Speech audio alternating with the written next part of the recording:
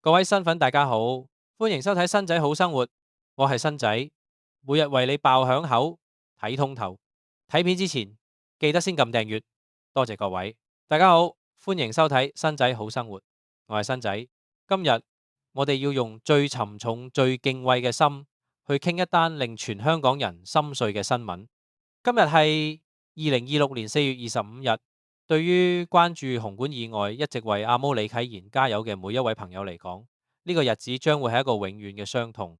根據目擊神學院喺今日下晝正式發出嘅公告，一直陪伴阿毛走過最黑暗、最漫長日子嘅爸爸李盛林牧師已經喺今日正式安息主懷。呢個消息一出，新仔第一時間諗起嘅一定係仲喺醫院努力緊嘅阿毛。試諗下，一個後生仔喺佢康復路啱啱見到曙光嘅時候，竟然收到佢生命入邊最強大嘅依靠離開咗嘅消息，呢種痛真係唔係外人用文字可以形容得到。李牧師唔單止係阿毛嘅爸爸，佢仲係阿毛喺呢個世界上面嘅對外發言人，係佢嘅護理協調人，更加係佢嘅靈魂導師。其實呢個悲劇喺上個月已經埋下咗令人心酸嘅伏線。新仔查翻 HK1 嘅報道，原來喺2026年3月嘅時候，李牧師喺代禱信入邊曾經罕有咁講到自己嘅健康狀況。當時佢坦白承認自己因為長期奔波，加上年事已高，已經發現患有心血管疾病。佢當時好感嘆咁講咗一句令全香港人都鼻酸嘅嘢。佢話：我不確定自己還能陪伴兒子走多長嘅路，點知一語成讖。呢句感嘆竟然變咗佢對仔仔最後嘅生命告白。李牧師呢幾年嚟嘅生活，基本上係超乎人類體能極限嘅。佢每日只係瞓幾個鐘，剩低嘅時間全部用嚟處理阿毛嘅醫療排程、回覆代禱信、應對傳媒，仲要面對無窮無盡嘅法律文件。呢種積勞成疾，最終喺今日爆發，引發器官衰竭。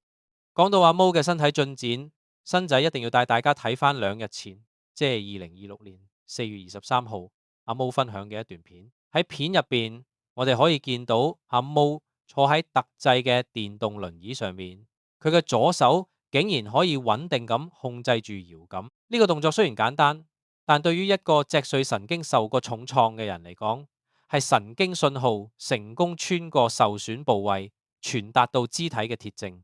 阿毛仲好積極咁喺片入邊鼓勵自己，話自己左手好威。大家仲留意到佢指甲上面貼住可愛嘅貼紙。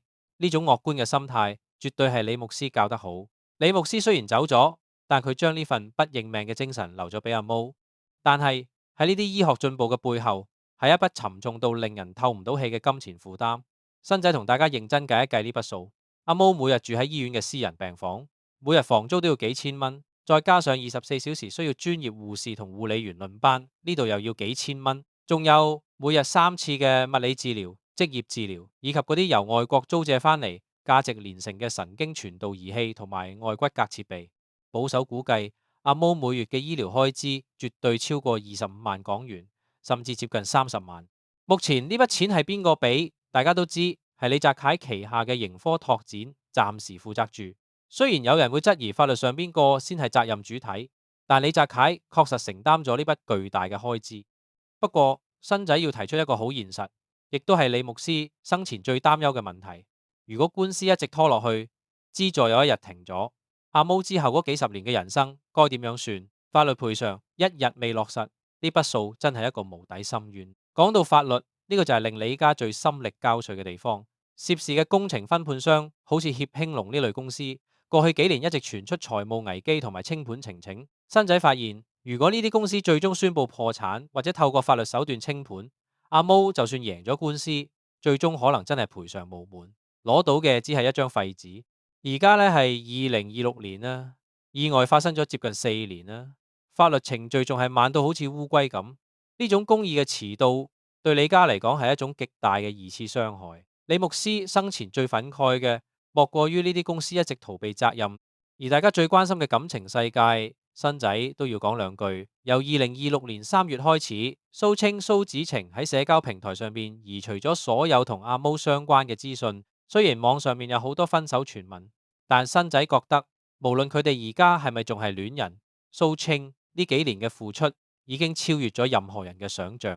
一個女仔喺事業最高峰嘅時候退出，每日喺病床邊照顧一個可能永遠企唔返起身嘅人，3年幾嘅時間已經係仁至義盡。如果佢哋最終決定將愛情升華成戰友之情，我哋作為愛人，唯一可以做嘅就係祝福。面對爸爸離開、感情變遷、醫療費負擔同埋遙遙無期嘅官司，阿毛而家可以依靠嘅就係佢由細到大嘅信仰。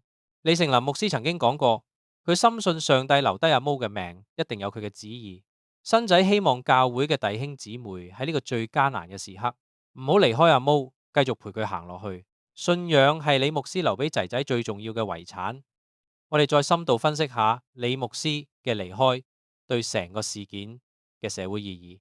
李牧師呢3年幾寫嘅代禱信，其實係一種好強大嘅社會監察。佢用文字去提醒政府、提醒大眾、提醒涉事公司呢件事仲未解決，佢係阿毛同公義之間最後嘅防線。而家防線斷咗，我哋最擔心嘅係阿毛會唔會慢慢被社會遺忘。仲有醫學方面嘅冷知識，新仔想同大家補充下，阿毛目前用緊嘅外骨骼復康技術，其實係依賴神經重塑原理。當阿毛用左手去喐嗰個搖桿嘅時候，其實係大腦入邊嘅皮層喺度重新編排信號路徑。呢個過程需要極高嘅集中力同埋體力。阿毛每日要做幾個鐘頭咁樣嘅訓練。李牧師生前每日都會喺旁邊幫佢擦汗，同佢講加油。冇咗呢把聲，阿毛面對枯燥嘅復康訓練，心理壓力一定會倍增。關於李澤楷嘅資助，其實喺商界亦都有好多聲音。有人話呢個係公關手段，但有人話呢個係私人恩情。無論如何，呢筆錢確實買到咗時間，但係時間唔等於未來。如果法律制度唔能夠喺短時間內定案，賠償金唔能夠入賬，阿毛下半生嘅尊嚴該點樣保障？李牧師生前一直推動嘅，其實係希望建立一個完善嘅受害者支援基金，而唔係單靠個別人士嘅施捨。最後，我哋要講下積勞成疾呢件事。喺香港呢個咁壓抑嘅社會，照顧者嘅身心健康一直被忽略。李牧師呢3年幾嘅生活係無放假、無停頓、無緩衝嘅。佢嘅心血管病其實係一種創傷後壓力症候群嘅生理表現。佢係用自己嘅命去幫個仔爭取生存嘅權利。新仔希望所有照顧者喺照顧家人嘅同時，真係要留翻啖氣俾自己。新仔想喺呢度同阿毛講一句心底話：阿毛，我知道今日對你嚟講係世界末日一樣嘅痛苦，但請你記得，你爸爸上個月先話擔心陪唔到你行落去。而家佢雖然走咗，但係佢一定會喺天上面睇住你每一分每一寸嘅進步。你每一次推動輪椅，每一次左手嘅微動，爸爸都會為你感到無比驕傲。你唔係一個人，全香港支持你嘅人都會同你一齊行落去。今日新仔好生活嘅分享就到呢度。